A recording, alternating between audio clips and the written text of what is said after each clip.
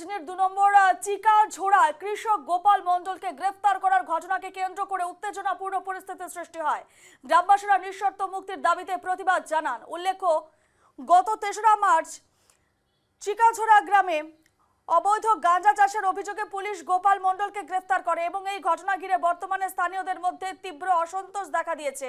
স্থানীয়দের অভিযোগ যে এলাকায় চাষাবাদের পর স্বাভাবিকভাবেই জংলি ভাঙা গাছ জন্মায় এবং তা বিভিন্ন চাষ জুড়ে ছড়িয়ে পড়ে এবং এই জংলি ভাঙ গাছকে অবৈধ গাঁজা চাষ হিসেবে ভুলভাবে চিহ্নিত করে পুলিশ গোপাল মণ্ডলকে গ্রেফতার করেছে বলে তাদের দাবি। আরও একবার আপনাদের জানিয়ে রাখি যে খবর এই মুহূর্তে বিজনি থেকে উঠে আসছে যে বিজনির 2 নম্বর চিকাঝোড়ায় উত্তপ্ত পরিস্থিতির সৃষ্টি হয়, কারণ চিরাং জেলার বিজনির 2 নম্বর চিকাঝোড়ায় কৃষক গোপাল মণ্ডলকে গ্রেফতার করা হয়েছে এবং সেই ঘটনাকে কেন্দ্র করে উত্তেজনাপূর্ণ পরিস্থিতির সৃষ্টি হয়।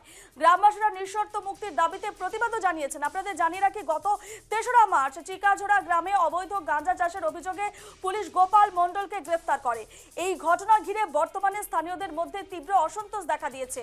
স্থানীয়রা অভিযোগ করছেন যে এলাকায় চাষাবাদের পর স্বাভাবিকভাবেই জংলি ভাঙ গাছ জন্মায় এবং তা বিভিন্ন চাষ জুড়েই ছড়িয়ে পড়ে এবং এই জংলি ভাঙ গাছকে অবৈধ গাঁজা চাষ হিসেবে ভুলভাবে চিহ্নিত করে পুলিশ গোপাল মণ্ডলকে গ্রেফতার করেছে বলে তাদের দাবি।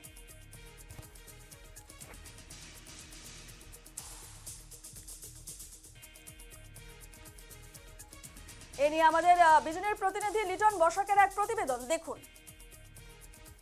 আজ আছি চিরাং জেলার বিজনির 2 নং চিকাঝোড়া থেকে এবং চিকাঝোড়াতে যে গোপাল মণ্ডল এবং গোপাল মণ্ডলকে বিনা শর্তে দাবি চেয়ে কিন্তু এক আন্দোলন শুরু হয়েছে এবং দেখা গেছে কিন্তু এই যে আন্দোলন, সেই আন্দোলন প্রকৃত রহস্য কি? এই আন্দোলনের প্রকৃত রহস্য হচ্ছে যে যাওয়া মার্চের 3 তারিখে কিন্তু একটা মিথ্যা অভিযোগে কিন্তু এই অঞ্চলের যে গোপাল মণ্ডল, সে গোপাল মণ্ডলকে কিন্তু ইতিমধ্যে অ্যারেস্ট করে নিয়ে যাওয়া হয়েছে এবং তার পরিপ্রেক্ষিতে কিন্তু মানে অঞ্চলের জনগণ কিন্তু ইতিমধ্যে মানে প্রতিবাদ মুখর হয়েছেন এবং জানা গেছে যে এখান থেকে কিন্তু যে এই অঞ্চলে সবাই কৃষি আবাদ করে এবং সবাই কৃষি আবাদ করার পর যে হাল চাষ করা হয় এবং হাল চাষ করার পরেই কিন্তু এই এই ক্ষেত বা জমিতে কিন্তু আম যেটা মানে ভাং যেটা বলা হয় জংলি ভাং, সেই জংলি ভাং উৎপাদন হয় এবং নিজে থেকেই কিন্তু এখানে গজিয়ে ওঠে এবং সেই পরিপ্রেক্ষিতে কিন্তু গোপাল মণ্ডল নিজে চাষ করা বলে অভিযোগ করে কিন্তু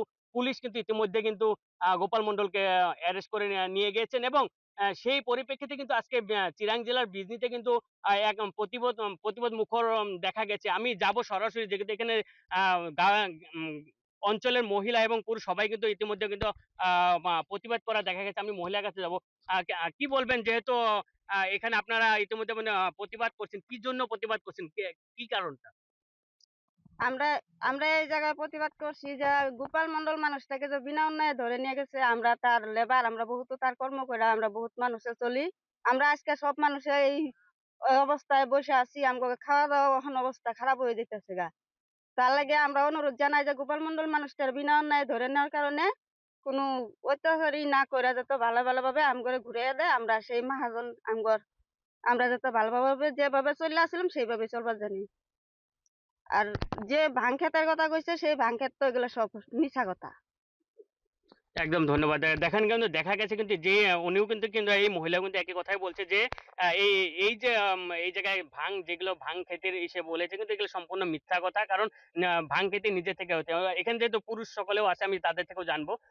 এই গাঁয়ের মুরব্বী একজন আছে, তার থেকে জানবো। কি বলবেন, যেহেতু ইতিমধ্যে কিন্তু যাওয়া 3 তারিখে গোপাল মণ্ডলকে অ্যারেস্ট করেছে এবং যে এই ভাং খেতে কতদূর সত্য কতদূর মিথ্যা? আমাদের 2 নং চিকাজোড়া গোপাল মণ্ডল রেস্ট করে নিয়ে গেছে, এটা সম্পূর্ণরূপে মিথ্যা। এখানে ভাঙক্ষেত আমাদের এই অঞ্চলে বহুতই হয়ে আছে। এটা এমনি গাজায়, এটা কোনো ক্ষতি করতে লাগে না। গতিকে গোপাল মণ্ডলের অতি সত্ত্বে যাতে ও মুক্তি পায়, এটাই আমি কামনা করি।